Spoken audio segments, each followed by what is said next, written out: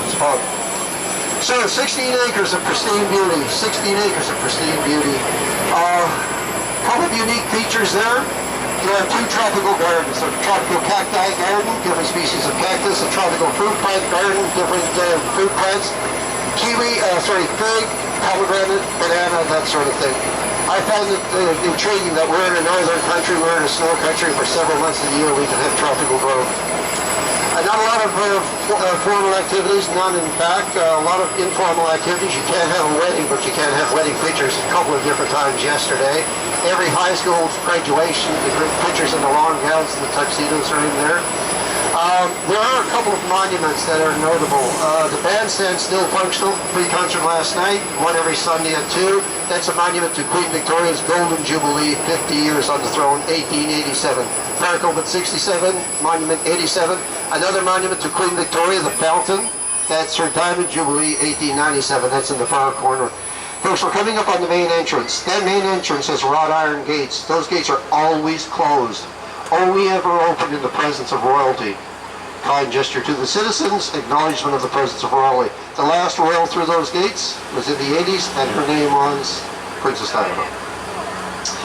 Across from it is Victoria Park. That statue is Robert Burns. Everybody knows that Robbie Burns is a famous Scottish poet, responsible for the New Year's traditional song, Auld Lang Syne.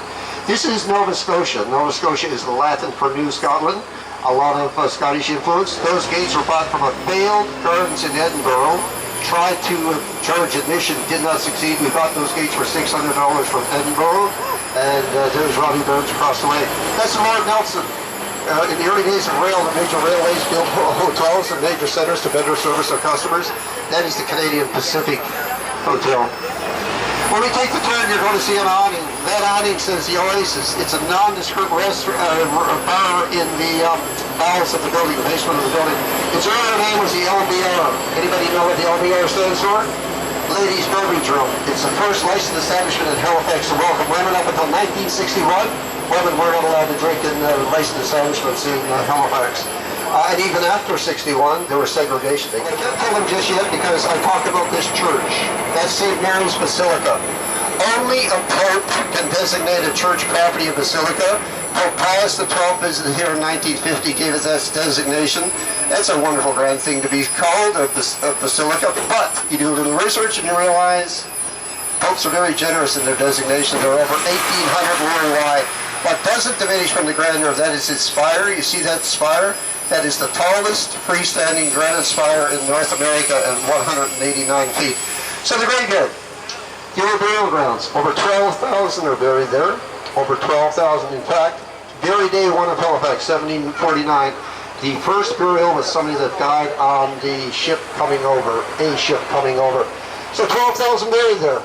Only about 10% or 1,200 have headstones. Headstones designated wealth, wealth attracted grave robbers, hence the paucity of headstones. So we said 12,000, like Arlington outside of Washington, family members are layered. If you are a murder victim in that graveyard with a headstone, invariably the headstone names the murderer. Very unique to that graveyard, you're not likely to see it anywhere else, and the person who took you out gets to walk through time with you. The other thing is, the person responsible for the naming of the White House is buried there, Major General Robert Ross. Major General Robert Ross led the British forces in the attack on Washington in the War of 1812. He was responsible for burning the White House. After the war, the White House was whitewashed to remove the scars of war. It became informally known as the White House. Formal proclamation, Theodore Roosevelt, 1901, the White House. Interestingly, Major General Robert Ross, his dying request was to be buried on British soil. He died in the Battle of Baltimore. That's longer than 3 weeks from here. They transported him back to British soil in a barrel of rum. The displaced rum was drunk by the sailors, naturally. But after that 3-week journey, the remaining rum, with 3 weeks of decay, was used by the sailors to toast Major General Robert Ross. And they say that's the origin of having a stiff hunt.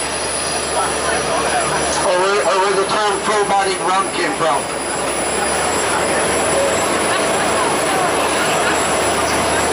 See these plaques plaques on the walls, those are heritage plaques. These oval plaques, they come in different colors depending on jurisdiction. Prior to HRM, after HRM, and so on. You see blue, you see green, you see red.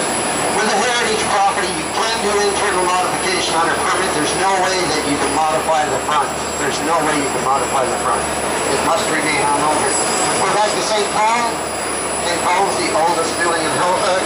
The Grand Parade, like any old town in Europe, the Center Square, you know, municipal activities, Canada Day, New Year's Eve, our Naval Day, and so on. Our Naval Day is tomorrow, by the way. In Canada, every province has the first long weekend as the birthday. Look up the hill. Look at the clock. So this City Hall. The City Hall dates to 1890. In its earlier days, it was also a police station. The jail cells were underground. During one of Houdini's visits, he was challenged to free himself. He took the challenge. They took his clothes. They did not trickery or gimmickry.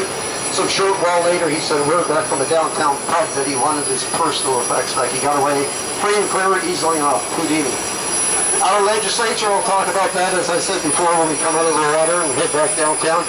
That's the old art gallery of Nova Scotia. I emphasize old, but it's really only one. And I say old because I'm going to tell you a story about the new, that's not yet, when we're on the water.